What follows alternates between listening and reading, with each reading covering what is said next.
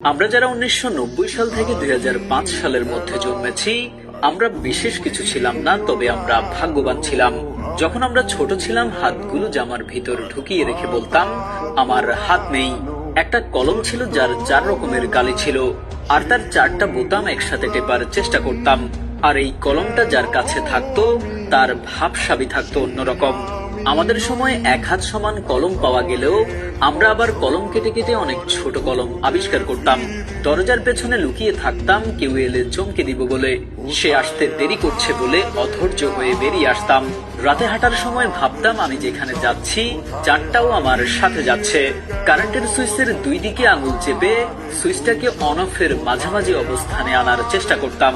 স্কুলে যাওয়ার সময় সবাই একসাথে দৌড়াদৌড়ি করে যেতাম। ক্লাসে কলম কলম খেলা, খাতায় ক্রিকেট খেলা, চোর ডাকাত, বাবু পুলিশ ও বউ 10-20 খেলতাম। অনেক সময় স্কুল ফাঁকি দিয়ে কয়েকজন বন্ধু মিলে ঘুরতে যেতাম, আড্ডা দিতাম, আরো কত কি। 1 টাকার রঙিন বা নারিকেলি আইসক্রিম, হাওয়াই মিঠাই খেতে না পারলে মনটাই খারাপ হয়ে যেত। হঠাৎ আকাশ দিয়ে হেলিকপ্টার গেলে সবাই রুম থেকে বের হয়ে আকাশের দিকে তাকিয়ে থাকতাম। স্কুল ছুটি হলে দৌড়ে বাসায় আসতাম। মিনার কার্টুন দেখবো, সিসিমপুর দেখবো। শুক্রবার দুপুর 3টা থেকে অপেক্ষা করতাম কখন বিটিভিতে সিনেমা শুরু হবে, এবং সন্ধ্যার পর আলিফ Laila, Sinbad, Robin Hood, MacGyver দেখার জন্য পুরো সপ্তাহ অপেক্ষা করতাম। ফলের গুটি খেয়ে ফেললে দুশ্চিন্তা করতাম, পেটের ভেতর গাছ হবে কিনা। মাথায় মাথায় ধাক্কা লাগলে শিং গজানোর ভয়ে আবার নিজের ইচ্ছায় ধাক্কা দিতাম।